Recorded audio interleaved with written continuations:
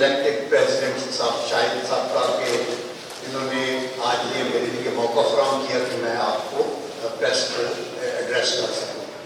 شاہد صاحب کو مبارکباد بھی ہم پیش کرتے ہیں اور بھی جو سینئر وائس پریزیڈنٹ اور پریزیڈنٹ اور سیکرٹریز بنے آپ کے پریس کلب کے, ان کو بھی مبارک پیش کرتے ہیں کہ آپ کو یہ اعزاز آپ نے دیا ہے. اس طرح میں یہ کہوں گا کہ مجھے خوشی ہوئی ہے یہاں فیصل آباد پریس کلب آ کے, کہ میں بہت سے پریس کلبس میں جاتا رہتا ہوں, راولپنڈی, اسلام آباد وغیرہ بھی, لیکن جو مجھے بریف کیا گیا ہے کہ جو فیسلٹیز یہاں پریس کے ہمارے ممبران کو حاصل ہیں وہ شاید ہی کسی اور جگہ پہ آ سکتے ہیں. تو آپ اس پہ مبارک کے مستحق ہیں. فیصل آباد ایکچولی مانچسٹر آف پاکستان ہے ایز فار ایز انڈسٹریل اس کا ہب ہونے کا جہاں تک تعلق ہے. تو that way it is a great honour. دیکھیے میں فیصل آباد بنیادی طور پہ آیا ہوں کہ آج ایک سیمینار تھا یونیورسٹی آف ایگریکلچر میں آن کشمیر اور پیلسٹائن. تو ہم یوتھ کو یہ بتانا چاہتے تھے کہ یہ پیلسٹائن کا مسئلہ اور یہ جو آپ کا کشمیر کا مسئلہ ہے اس کی بنیاد کیا ہے, آج یہ کہاں کھڑا ہے, ریجنل سچویشن کیا ہے, بین الاقوامی حالات کیا ہیں, سیریا میں کیا ہو رہا ہے, اور ہم سے کیا توقعات ہے بحیثیت قوم, اور اسپیشلی یوتھ سے تقریباً مور دین 1000 ان کے student, faculty members, ex service men, اور وہ سارے وہاں موجود تھے. تو میں بحیثیت ex service man society president جس میں army, navy, air force, second line forces کے ریجز وغیرہ, پھر سویلین گریڈ آف ڈیفینس, ان کے جتنے پینشنرز ہیں, ریٹائرڈ لوگ ہیں, شہداء کے لواحقین ہیں, ان کی نمائندگی بھی کرتا ہوں. میں ان کا ایک الیکٹڈ پریزیڈنٹ ہوں, اور ان کی تعداد 3 سے 4 ملین پیپل ہیں اس کے اندر. تو یہ ایک بہت بڑی رسپانسبلٹی ہے اور یہ صدقہ جاریہ ہے. اس کی کوئی فرق نہیں ہے, اس کا کوئی اپنے طور پہ کسی طرح سے کوئی تنخواہ, کوئی گاڑی کی سہولت, یہ وہ, یہ ہم اللہ کے راستے پہ اپنا ایک حق ادا کرتے ہیں کہ ایز ریٹائرڈ آرمی کا ایک ادنا سپاہی کی حیثیت سے میرے کندھوں پہ سب نے یہ رسپانسبلٹی ڈالی ہے, تو I must come and deliver that. یہاں آ کے میں نے یہ ضروری سمجھا کہ آپ لوگوں سے بھی گفتگو ہو, اس پہ میں کچھ چیزیں ریڈ آؤٹ کر دیتا ہوں, اس کے بعد I be too glad to ask your answer your question. تو اس پہ میں پھر آپ کو یہ ہینڈ آؤٹ بھی دے دوں گا. تو اس میں نے یہ کہا ہے کہ سب سے پہلے ہم ان کی معاشی صورتحال کی جو تھوڑی سی بہتری کی طرف گامزن ہے اس کے اوپر ہم ایک ہمارے ایک سینس آف سیٹسفیکشن, اللہ تعالیٰ کرے کہ ہم یہ جو رخ موڑ رہے ہیں میکرو اکنامکس کا, یہ آگے چلے اور انڈسٹریلسٹ بھی اور ٹریڈرز بھی اور تجارتی لوگ بھی فائدہ اٹھائیں. یہ جو ہمارے معیشت کے انڈیکیٹرز ہیں, مثلاً اسٹاک ایکسچینج ہے, مثلاً آپ کی جو انٹرسٹ ریٹ کو کم کیا ہے, مثلاً یہ کہ آپ کی جو پر کیپٹل انکم بڑھی ہے, اور آپ کی جو مہنگائی سنگل ڈیجٹ سے آلموسٹ 6 سے بھی نیچے چلی گئی ہے. تو I think they are good indicator, لیکن they are not good enough. ابھی ہم نے بہت کچھ آگے کرنا ہے, اور اگر ذرا بھی ہم سستی کریں گے تو مسئلہ پھر دور ہو جائے گا. آپ ایک ایفرٹ کرتے ہیں نا ہمر میں پھنسی ہوئی کشتی کو, تو آپ لے کے ساحل کی طرف آتے ہیں, اور اگر ساحل سے شاٹ آ کے آپ نیند آ جائے تو پھر آپ کو ساحل دور ہوتا ہے. وہ کہتے ہیں نا کہ در بام آ کے یوں ہی ذرا آنکھ لگ گئی تھی, جو اٹھے تو ہم نے دیکھا بڑے دور تھے کنارے. تو میں یہی کہنا چاہتا ہوں کہ ہماری حکومت, ہمارے وہ لوگ جو اس کام میں لگے ہوئے ہیں, اس ایفرٹ کو ڈسپائٹ کہ پاکستان کے دشمن پوری کوشش کریں گے کہ ملک کے اندر تفرقہ, نفاق پیدا کریں, بہت سی زیادہ ہیٹریڈ کو اضافہ کریں, ہمیں اس کی قطع نظر تو ایک تو اس کو دور کرنا ہے, اور دوسرا ملک کو آگے لے کے جانا ہے. یہ ملک ہے تو فیصل آباد کا پریس کلب ہے, یہ ملک ہے تو عبد القیوم ایک آرمی میں جنرل ہے, یہ ملک ہے تو ہماری پولیٹیکل پارٹیز ہیں. تو ہماری پہلی پرائرٹی ہمارا ملک, ہماری ایگو کو سیٹسفائی قربان کر کے ملک کی سلامتی کے لیے ہمیں محبت ہے. یہاں مجھے حضرت ابو ہریرہ رضی اللہ تعالیٰ عنہ کی وہ ایک روایت ہے, انہوں نے کہا کہ نبی کریم صلی اللہ علیہ وسلم نے فرمایا تھا کہ اللہ کا مجھے حکم ہے کہ آپ سے جو زیادتی کرے اسے معاف کرو، آپ سے جو کٹے اس سے جڑو، اور آپ کو جو محروم کرے اس کو دو۔ آپ یہ دیکھیں، اور آپ کی نگاہ عبرت کی نگاہ ہو، آپ کی خاموشی غور و فکر کی خاموشی ہو۔ یہ اللہ تعالیٰ کا ایک اتنا بڑا عظیم نظام ہے، اور ہم اتنے خوش قسمت ہیں کہ ہم اس گھر میں پیدا ہوئے جہاں ہمارے کان میں پہلی آواز اللہ اکبر کی پڑی۔ یہ بہت بڑا اللہ کا ہمارے اوپر کرم ہے۔ تو اس کے بعد میں یہ کہوں گا کہ اس وقت پاکستان کا جو گمبھیر ترین اور توجہ طلب مسئلہ ہے وہ دہشت گردی کا خاتمہ۔ آپ یہ دیکھیں کہ جس میں حالیہ سالوں میں بے پناہ اضافہ ہوا ہے، اور جس میں قیمتی انسانی جانوں کا نقصان ہوا جو پاکستانی قوم کے لیے بالکل قابل قبول نہیں۔ آپ یہ سوچیں کہ 2012 میں ہماری کیجولٹی سال کی 2300 تھی، 2300 لوگ شہید ہوئے، جانیں قربان ہوئی، اور اس کے بعد 2013 میں مسلم لیگ کی حکومت جب آئی تو یہ تھوڑی کم ہو کے 2000 رہ گئے۔ اس کے بعد آگے 2014 میں آپ نے دیکھا کہ بچوں کے اسکول کے اوپر APS کا حملہ ہوا۔ اس کے بعد نیشنل ایکشن پلان بنا میاں محمد نواز شریف صاحب کی قیادت میں مسلم لیگ نے، بلکہ ساری جماعتوں نے اس میں تعاون کیا، بشمول تحریک انصاف، آرمی، ہر پارٹی نے اس میں تعاون کیا۔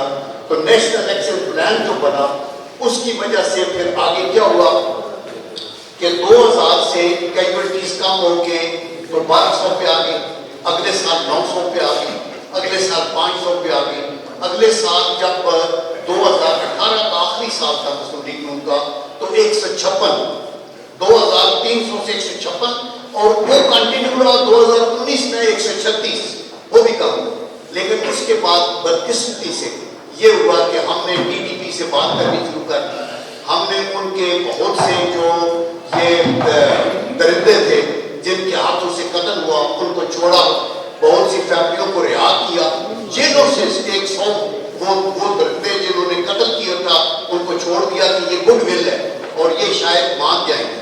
ان کی دشمنی نہ کسی پاکستانی فوجی سپاہی سے ہے نہ پولیس کے بندے سے، ان کی دشمنی پاکستان کی ریاست سے ہے۔ تو آپ جتنا مرضی لالی پاپ دے لیں، ان کو طریقے سے حل کرنا ضروری ہے، ان کا ڈپلومیٹک ایفرٹ، کائنیٹک انرجی، آپ کی پالیٹکس، اس کو کر کے کنٹرول کرنا۔ تو پھر یہ بڑھتے بڑھتے ابھی اس سال میں آلموسٹ یہ مہینہ ریکارڈ مہینہ ہے نومبر کا، جس میں آپ نے دیکھا قرم کے اندر بھی اتنی زیادہ کیجولٹیز ہوئی ہیں، کچھ وہ اس کی فرقہ واریت اور اس کو ہوا دینے والے بھی دہشت گرد ہیں جو آگے لے کے جا رہے ہیں۔ تو ابھی سچویشن بہت زیادہ اس لحاظ سے خراب ہوئی ہے۔ تو دیٹ از وائی آئی سے کہ ہمارا ابھی معیشت سے بھی زیادہ عام مسئلہ یہ دہشت گردی اور سیکیورٹی کا ہے۔ ملک سیکیورٹی ہوگا تو انویسٹر نہیں آئے گا، انڈسٹری نہیں چلے گی۔ تو دیٹ از دی ریزن کہ ہمیں اس پہ دھیان دینا ہے۔ اور اس کے پیچھے کون ہے؟ اس کے پیچھے ایک دو خوارج ہیں، یہ جو PTP کے لوگ ہیں، اور وہ کیوں ہیں اور وہ کیوں مؤثر ہو گئے؟ ایک تو جیلوں سے نکلے، ایک یہ فائدہ ہو گیا، دوسرا ادھر سے نیٹو افغانستان سے نکلا تو $7 ارب کا اسلحہ چھوڑ کے چلے گئے۔ $7 ارب، 42,000 گاڑیاں، 40,000 نائٹ ویژن ڈیوائسز، میزائل کے چھوٹے چھوٹے ان کے اسمال آرمز، اور وہ سب ان میں سے کچھ تو طالبان کے پاس ہے اور کچھ ان لوگوں کے ہاتھوں کے اندر آ گئے۔ تو ابھی ان کے پاس وہ اسلحہ ہے جو سنائپر شاٹس ہیں جو امریکہ، اور میں تو سمجھتا ہوں کہ امریکہ یہ چیز دانستہ طور پہ چھوڑ کے گئے، کیونکہ ہم تو نکلیں گے تو کم از کم کچھ نہ کچھ کانٹا چبھتا رہے پاکستان کو اور یہ ڈیسٹیبلائز رہے وہ قوتیں جو ہمیشہ چاہتی ہیں کہ پاکستان کو ڈیسٹیبلائز کرنا ہے۔ تو ایک وہ ہو گئے، دوسرا ہے یہ جو IS خراسان، اور تیسرا ہے القاعدہ جو بین الاقوامی پلیئر ہے۔ IS خراسان خلافت پورے پاکستان میں، یہ جو ہے یہ جو خوارج ہیں یہ شریعہ ہم چاہتے ہیں کہ وہ جو نارتھ وزیرستان میں رکھی تھی ہم نے وہ ادھر ہو، اور ان ساروں کے اوپر بڑھ کے بلوچستان میں BLA جو بلوچستان کمشنر، وہاں مودی جیسے درندے پیچھے ہیں جو پیسہ دیتے ہیں اور کہتے ہیں کہ آزادی کی بات کرو بلوچستان میں۔ ان ساری چیزوں پہ آپ نے نظر رکھی اور اس کو ہم کیسے حل کر سکتے ہیں؟ میں بخدا ایک سپاہی کی حیثیت سے آپ کو بتاتا ہوں، اکیلی فوج جو ہے ان اعتبار بالکل نہیں کر سکتے جب تک کہ قوم کی دعائیں اور قوم کی سپورٹ پیچھے دو.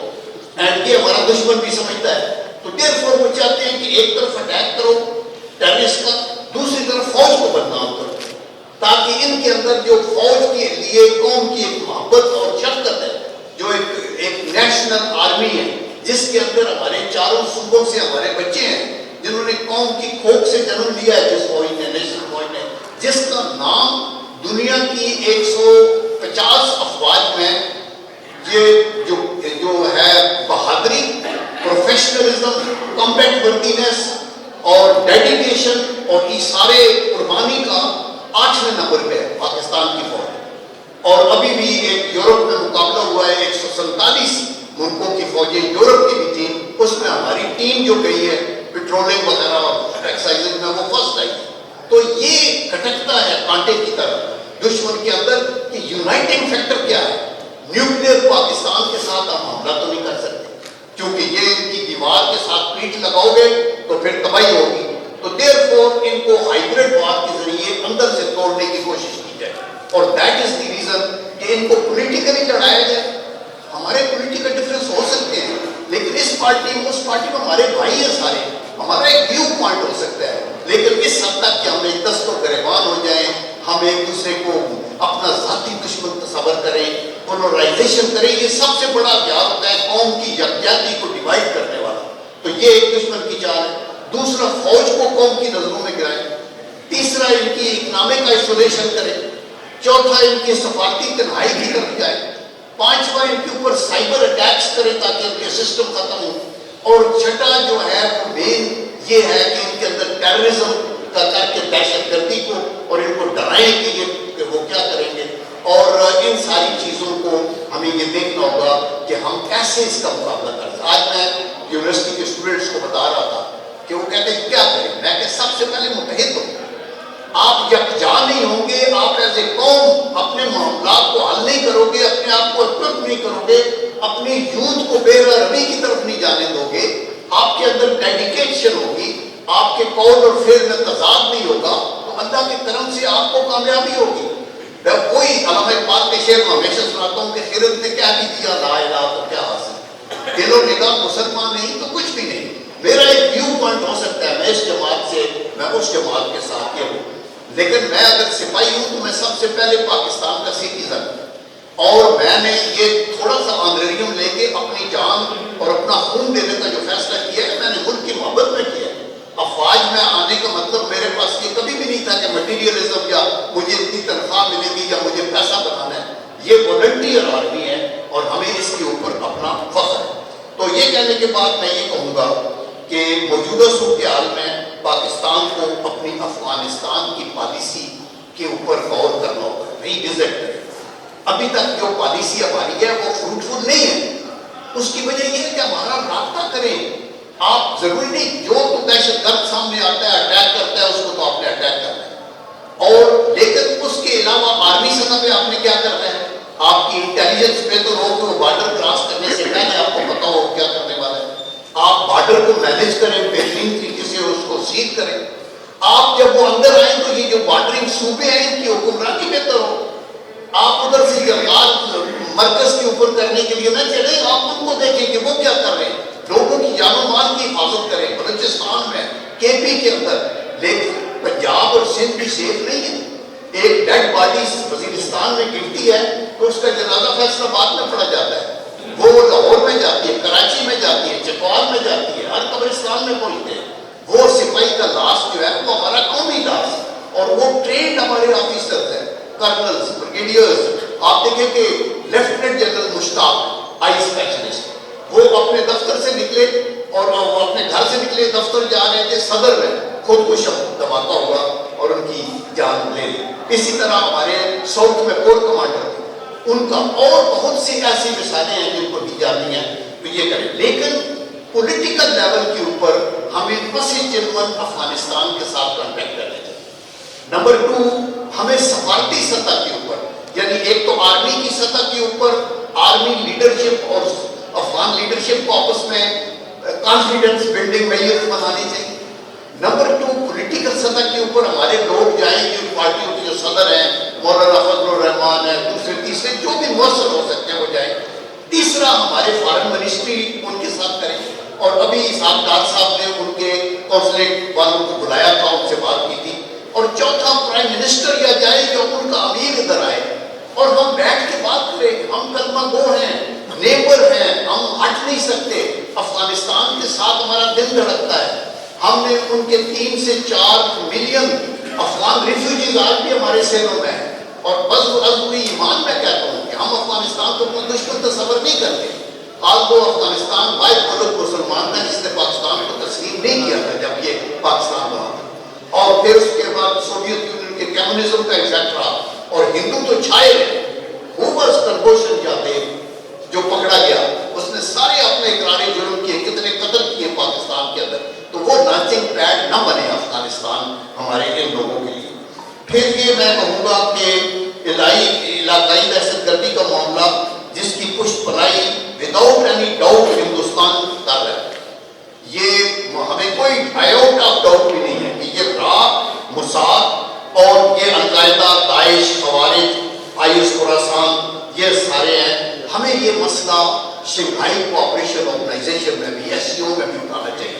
دیکھیے آپ بیٹھے رہیں گے اور پیسو ایٹیچیوڈ نہیں ہونا چاہیے کہ آئے گا اٹیک کرے گا تو ہم دفاع کریں گے, کچھ ان کے مار دیں گے.